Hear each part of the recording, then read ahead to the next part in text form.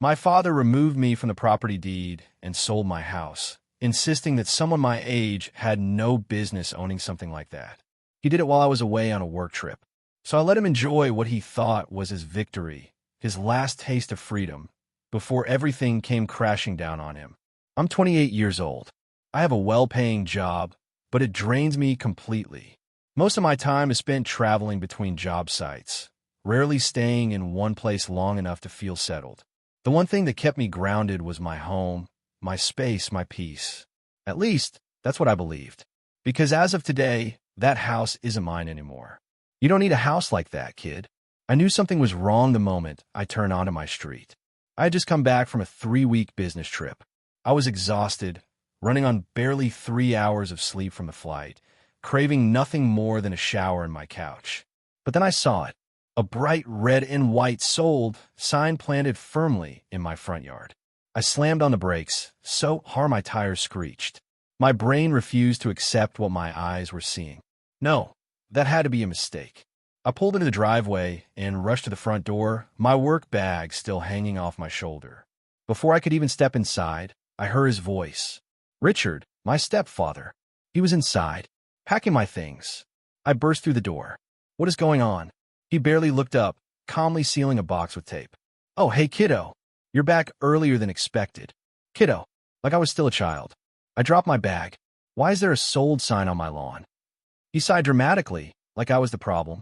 We sold it. My stomach twisted. I stepped closer. What do you mean we? Your mother and I, he said like it was obvious. You don't need a house this big, Ethan. It's ridiculous at your age.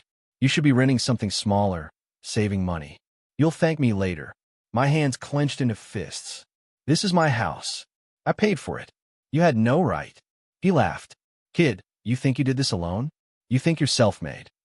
He patted my shoulder. It's all family money. Shared assets. You don't really own anything. I recoiled.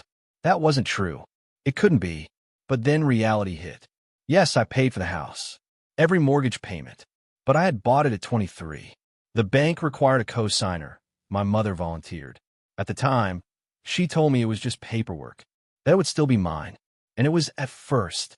What I didn't know was that Richard had refinanced the mortgage behind my back. Quietly. Strategically. Months ago, my name had been removed from the deed. The house was now legally his. And he had sold it.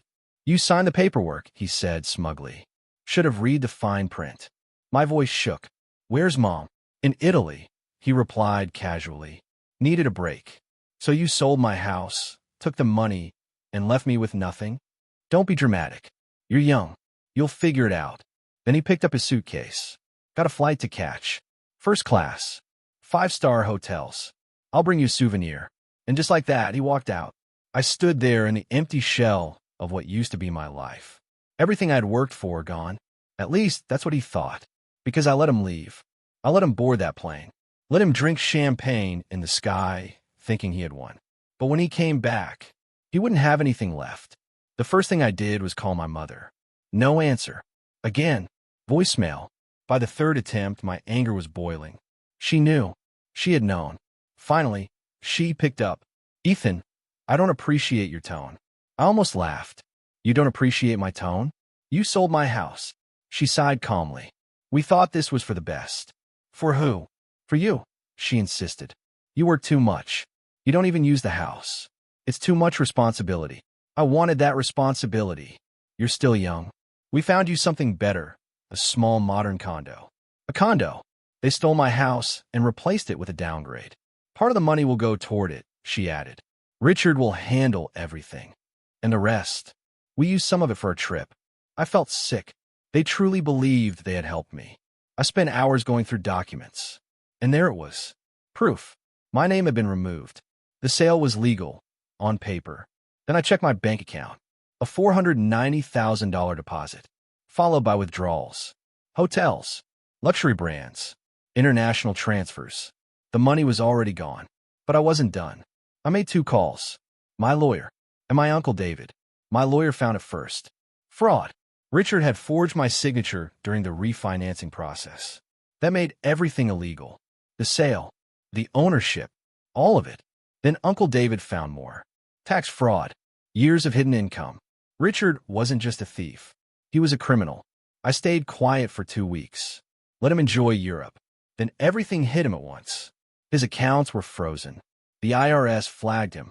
The fraud case was opened. When he got home, even my mother locked him out. A few days later, she called me, panicked. Richard is in trouble. He has nowhere to go. You mean like me? I said. Silence. Where's the money? It's gone. Of course it was. Then Richard showed up at my door. Desperate. Disheveled. I just need a place to stay. No. I closed the door in his face. That night, he tried again. I called the police. He ran. That was the last time I saw him. After that, everything collapsed. The IRS case went through. The fraud case moved forward. My mother filed for divorce. Richard tried to flee the country. He was arrested at the airport. As for me, I got compensation through the lawsuit. Not everything, but enough. I cut ties with my mother. And for the first time in my life, I felt free. A few months ago, I lost everything. Now I have a fresh start. Money in the bank. Peace of mind. And somewhere out there, Richard is sitting in a prison cell, wondering how it all fell apart. And honestly, that's enough.